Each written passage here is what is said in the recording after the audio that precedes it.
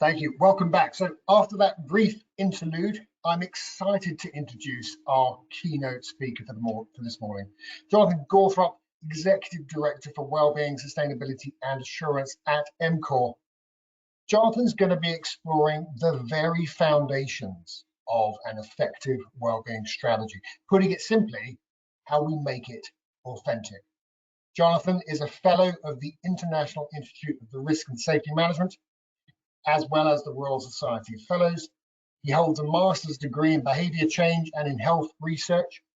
He's also a PhD student studying organisational health and wellbeing. In addition, Jonathan's a board trustee for the Society of Occupational Medicine, and he sits on the Business and Community Wellbeing Leadership team. Jonathan, over to you. Thank you very much indeed, and thank you everybody for joining today. I'm absolutely delighted to be presenting the keynote for the British Safety Council Wellbeing programme today. And what I wanted to do was to give a very broad introduction, I suppose, in regard to how one might be able to implement an authentic wellbeing strategy into the organisation. Over the next 20-25 minutes or so, I'm going to present some case study from our own organisation. I'm also going to present some theory in relation to how one might want to structure the kind of cultural change programme, and I'm also going to provide a couple of takeaways for you in order to either begin the journey or potentially enhance the journey, and I'm going to relate that to ISO 45003. So in relation to the case studies, I think the start point really has to be to give you a bit of a brief overview of our organisation, the organisation that I represent. EMCOR UK are a facilities management organisation based here in the UK. We're part of a larger US company called EMCOR Inc. And here in the UK, we deliver predominantly hard services, so technical services like electrical and low-level engineering, right the way through to what's framed as soft services, so security, cleaning, catering, and that type of activity. And we do that across predominantly high reliability organisations here in the UK. And we dispense our services through around 4,000 direct employees across those customer spaces. But 50% of what we do is delivered through our supply chain partnership network as well. So what I'm going to be talking about in relation to the management of psychosocial risk and delivery of a wellbeing strategy is set against that background. So a direct employee base, dispersed, operating in customer spaces, in highly regulated technical space, but also doing it in partnership with other organizations. And I think that's a critical point.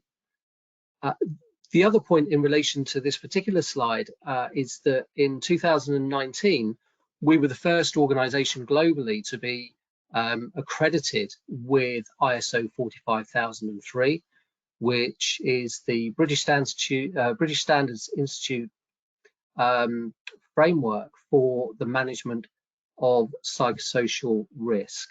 And for anybody on the line who wonders what psychosocial risk is, I'm going to bring that to life. It's probably taken me 2 years to be able to say it without stumbling over the words, but it is quite a technical term. I'm going to talk about that in an organizational context and kind of bare its soul for you, which I hope you'll find is helpful. Before I do that, though, I thought it would be quite helpful to understand what we mean when we talk about well-being. And I think it's fair to say that in any organizational strategy relating to well-being, it's really critical to define that term for your own organization. And a quick Google will tell us that the kind of default is to go to the World Health Organization, who clearly state here that it is about both a physical, a mental, and also a social feeling that underwrites what well-being really means. And I quite like that on the basis that it is about a whole person approach. And I think that's really important. In fact, what's really interesting is that the definition of well-being has really come to life, I suppose, over the last 5 or 6 years, and probably been accelerated as a result of the collective experience we've had around the pandemic. And here's a particularly interesting statement, in as much as well-being in one term is hyphenated, and in another is a single word. And I think we're only now getting to a point where we understand how we want to spell it or present it, never mind what it might mean to us as an organization.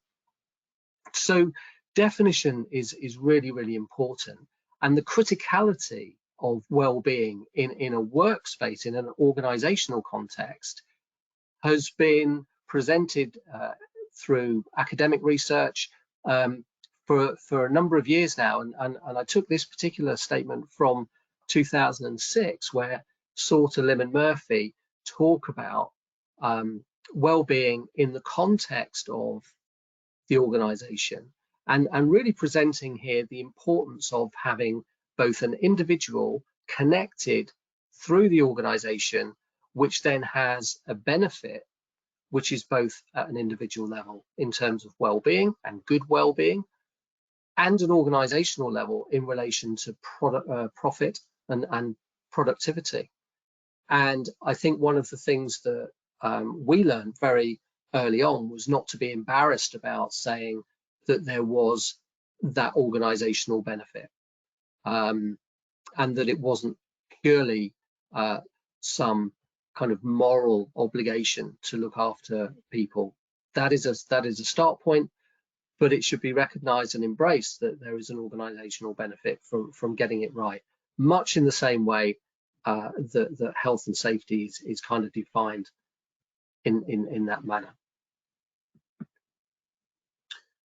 So in terms of the UK, I thought it would be quite interesting just to give a brief précis in terms of how we've kind of got to where we are. And in 2017, the Prime Minister at the time asked for a think tank to produce a paper in relation to how organisations could and should embrace wellbeing in order to deliver that prosperity and organisational benefit in the UK, but also to look after employees in a more holistic way than perhaps had been done until that point. And the Farmer-Stevenson report, or Stevenson-Farmer report, whichever way around you want to deliver it, essentially came out with a number of recommendations for organisations. And I do recommend now that if you haven't read this, it is well worth downloading. It's a free download. There is a summary page, because it does run to quite a number of pages. There is a summary page with those recommendations in there, and it's a great start point in order to get your thinking going. But at that point, the paper, the document, was proposing that between 33 and 42 billion pounds per annum in the UK could be attributed to absenteeism, presenteeism, and the effect of poor well-being and mental health in organisations. Now, of course, this really began back in 1974, when the Health and Safety at Work Act proposed under Section 2 the requirement for employers to look after their employees' welfare and health and safety. But I think it comes as no surprise that over years the focus was very much on safety, and in fact around the bazaars the commentary used to be that, you know, the health and safety executive would shout safety and whisper health. Now let's think about the last few years in relation to the pandemic, and I talked a few moments ago about the acceleration of the wellbeing discussion as a result of that. I think it's fair to say that the figures you can see on the screen here in relation to the value of the impact of poor mental health and well-being in the workplace is considerably greater now than it was pre-pandemic. And indeed, those numbers are being presented almost on a weekly basis in the media and social feeds and so on. So it is an interesting space that we find ourselves in now from a purely financial perspective, if not a regulated one.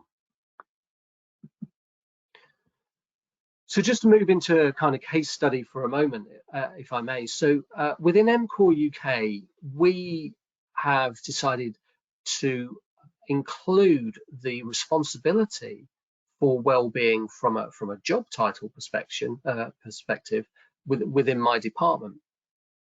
However, one of the critical takeaways, and this is the time to pick up your pen and paper, is to really undertake a well-being strategy as part of an overall cultural change program within an organization, and not try and have it as some distinct project that sits outside of everything that we do. And I'll explain more when I talk about 45003, the absolute importance of that.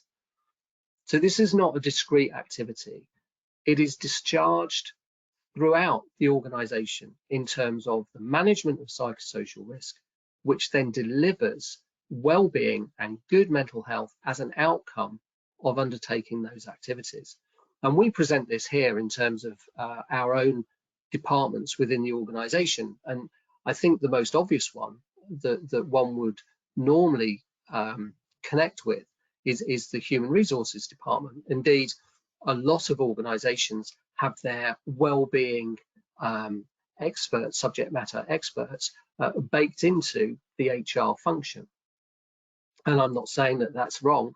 What I'm saying is, wherever it sits, the understanding has got to be that every part of the organizational system has responsibility for creating the right environment which enable individuals to flourish and therefore experience good well-being, and therefore be as productive as they can possibly be for the organization. So it becomes a kind of self-fulfilling prophecy.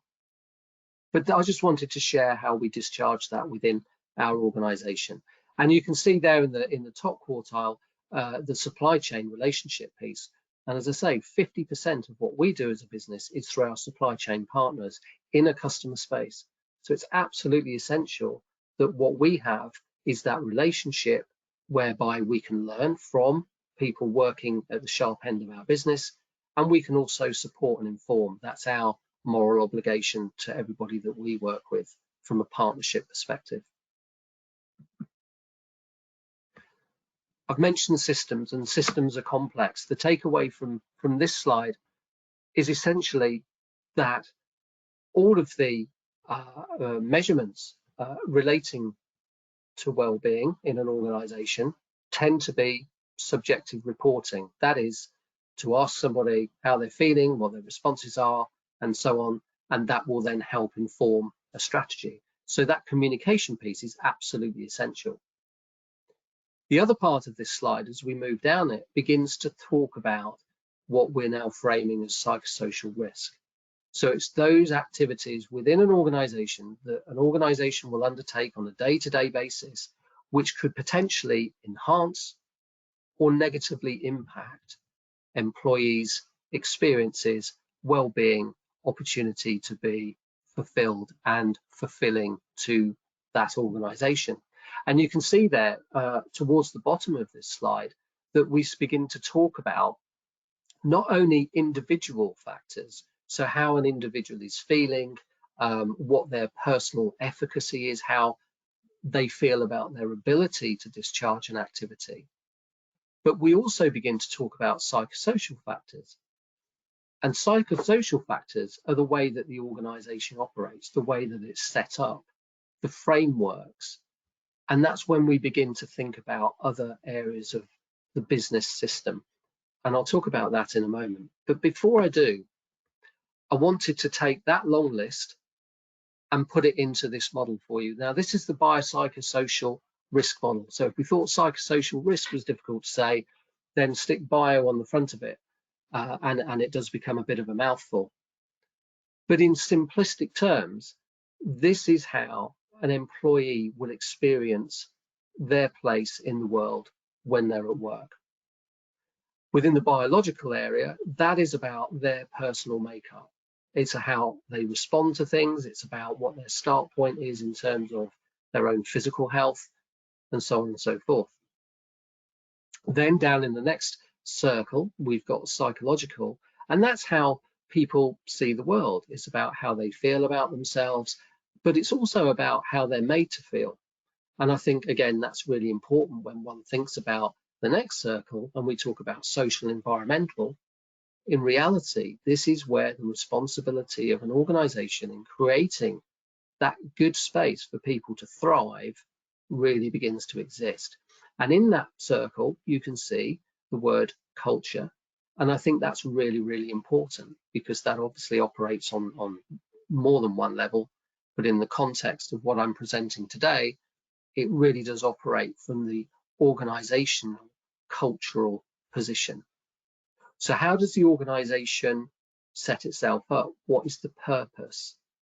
And then from the purpose, how does one then make sure that all of the elements of the system reflect that purpose, enhance it, and enable individuals to thrive?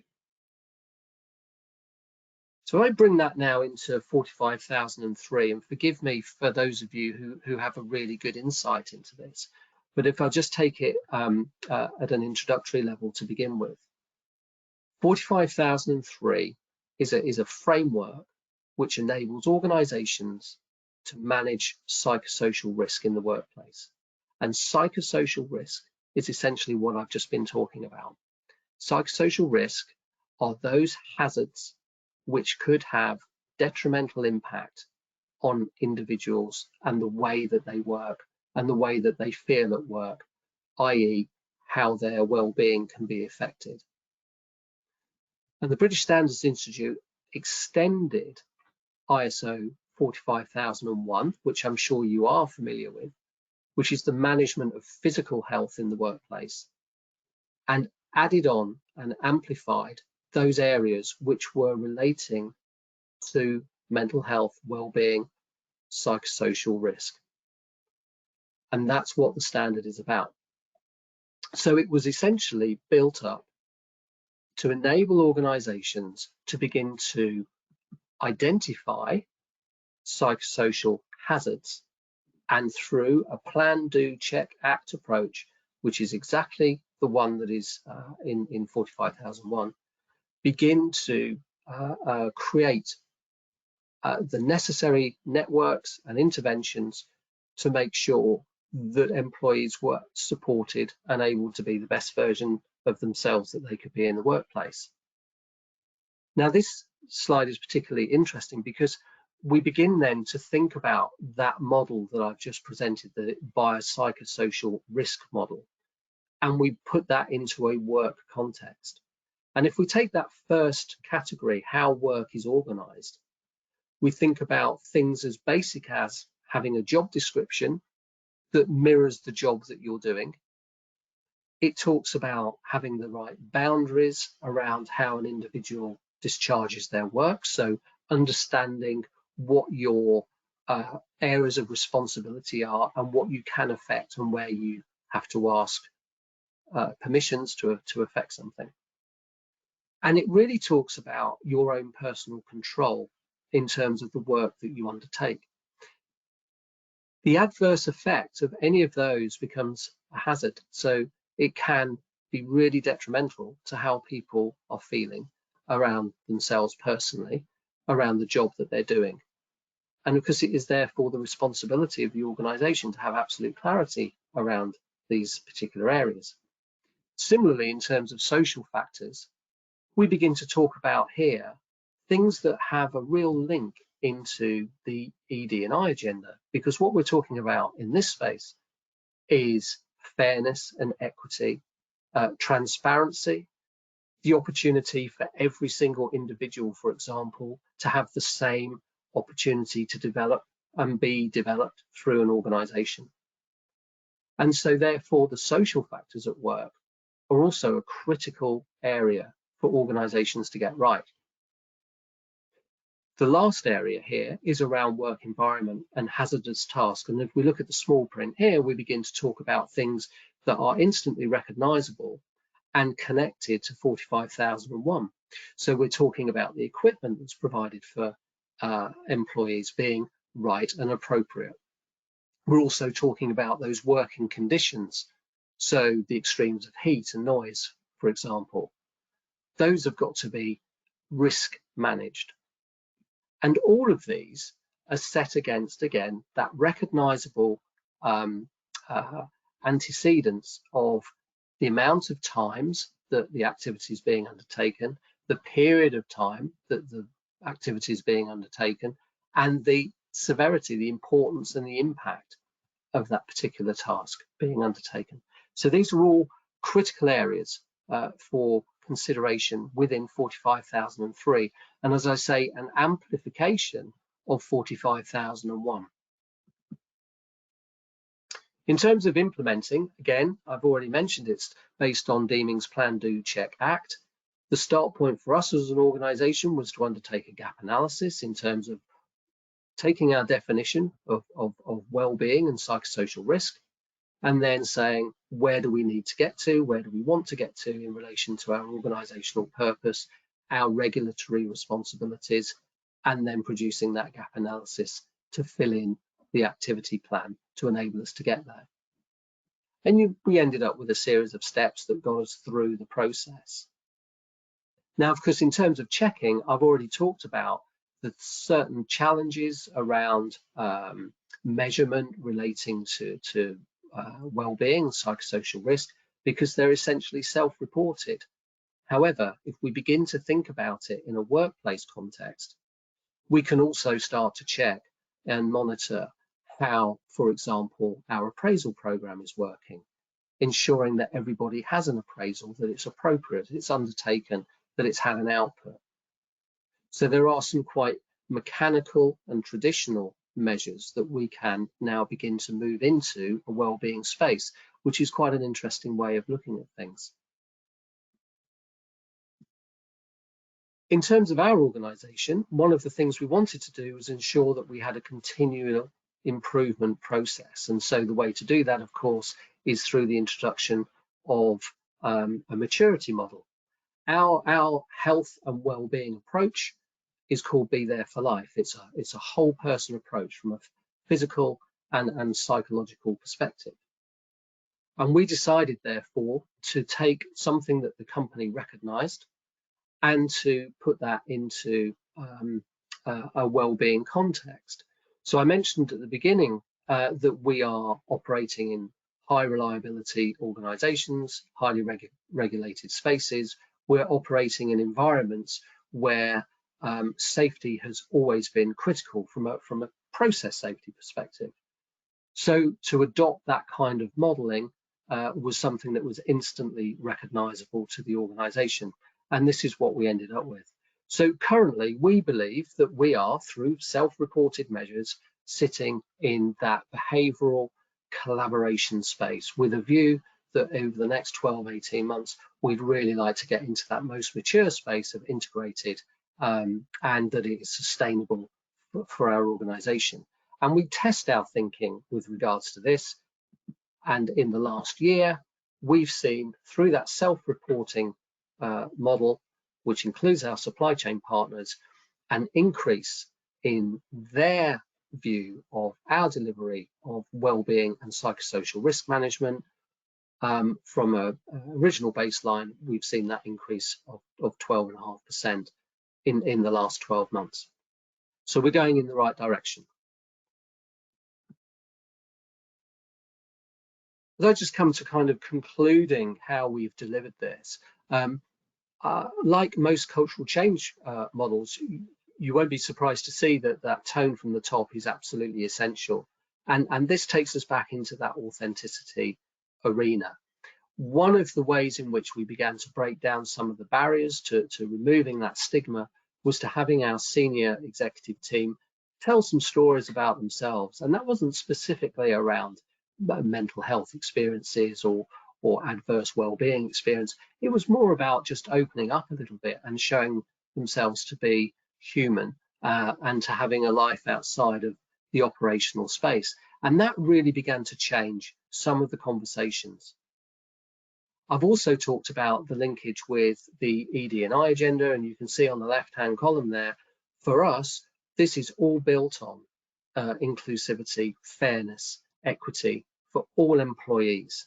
And that is a zero tolerance area for us. Without that fairness and equity, one cannot deliver an authentic wellbeing program. And they are really interconnected. And the last point I'll make on this slide is around that language and that communication. So we created a lexicon in our organization.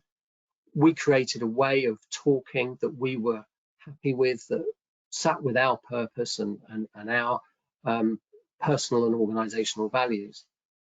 And we began then to remove some of the more traditional language that had been accepted in the past that we no longer wanted to have, because it wasn't fulfilling our wellbeing agenda. Just a moment here in terms of the academic model that we use. This is produced by an academic called Susan Mishi and colleagues, and it is essentially a behaviour change program called the Behaviour Change Wheel. And on the left-hand side, that's known as COM-B, C-O-M, and then B for behaviour. And in essence, what that's talking about is what I've been talking about, which is to say that individuals have their own levels of capability. The responsibility sits with the organisation to ensure that everybody has the opportunity, the same opportunity to develop within the organisation, and the motivation that results from that drives the behaviour of the individual. And on the right-hand side, you can see quite clearly that this model proposes that the individual sits at the centre of the cultural change programme, of course, but that wrapped around that is everything from an organisational perspective that really enables them to change. Everything from the way that an organisation sets up its policy and procedures, right the way through to reinforcing messaging and also regulation and legislation. And I would again urge you to perhaps take a look at this and use this perhaps as a foundation for how you might think about delivering your own cultural change programme to improve your wellbeing outputs. So we took that model, that academic model, and we put it into our own one, which I just wanted to share with you quickly here. This really shows at the bottom, in that small circle at the bottom, what where our organizational purpose sits, and from that everything else flows out. So it flows out through our people, through our processes, and also then into outputs, and well-being is one of those outputs. But what if we don't get it right? These are just some headlines that I pulled together over the last few weeks, and you may or may not have come across terminology called well washing, which is really beginning to gather some momentum now. And well washing is essentially the enemy of everything that I've just been talking about. Because if for one moment your employee base or your customer base or your supply chain base don't believe what you're talking about or cannot test it and feel it, then it's not an authentic well-being strategy. It's not an authentic approach to the management of psychosocial risk. So if there were two takeaways I would give you from this keynote, the first would be in relation to ensuring that you are focused on the reasons behind delivering a well-being strategy. What is it that you're looking to achieve? What does good look like? And to understand that that is a continual improvement process. That's the first one, that there is no endpoint. The second one is ensuring that it doesn't sit as a discrete activity or a project in its own right. It's part of the fabric of the organization, it's part of the system, and therefore it has to be addressed through every department within the organization and every point of leverage within the organization where you may be able to affect positively somebody's well-being. And therefore every element of what an organization does in the business of doing business should be looked at in terms of creating an authentic well-being strategy. So that brings me to a close in terms of the keynote. Thank you very much indeed for your attention. If there is time, Stephen, I'd be happy to take any questions. Thank you ever so much, Jonathan. And well washing is certainly one of those comments that we hear a tremendous amount of at the moment. There are a number of questions that come through, Jonathan. I'm just going to pick on just a couple of ones, just kind of conscious to keep us on time. Interesting one here, just in terms of the initial buy-in, Jonathan. Did senior leadership need to be persuaded to open up to speak about themselves as part of your strategy? Yes, we adopted the Green Ribbon initiative a couple of years ago, and as a result of that, we did ask a number of our executive colleagues if they would be happy to share some of their personal stories, and a number of them did. And I think this comes back to the authenticity point. If somebody's a willing volunteer, it's better than 10 pressed men, as we know, and there is a genuine authenticity with somebody saying, no, I want to talk about this, as opposed to somebody almost going through the motions, I guess. So yeah, pick your allies, but I think it's a real, I think the storytelling element is something that is quite foundational and fundamental to beginning the unlocking, if you like, of people beginning to talk about well-being in an organization. Thanks, John. I'm absolutely loving the questions that you've inspired in people. Second, and we'll make this the last question. As I mentioned earlier, we will be collating all of the questions and share them separately. But Jonathan, how do you assess well-being maturity against your maturity model? Yeah, great question. So there is no one question that we ask. We don't simply rely on, for example, an employee engagement survey, although that is part of the response. So our maturity is measured on an annual basis.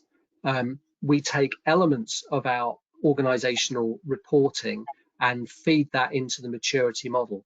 So that includes the way that we operate in our physical safety space. It includes our more kind of lagging indicators in the human resources space. So for example, our retention, our recruitment, our long-term sick. It includes some of those more qualitative feedback mechanisms, as I've talked about with regards to employee engagement survey. All of those then are brought together, and it gives us a kind of balanced scorecard, as opposed to us just solely relying on any one of those to tell us how we think we're doing. And I think that's the important point of the maturity model. Get a balanced approach from across the organization and our supply chain base, and that's going to give us a good temperature check for how we're progressing. Fantastic. Jonathan, thank you ever so much for that, and thank you on behalf of the British Safety Council for joining us. Very, very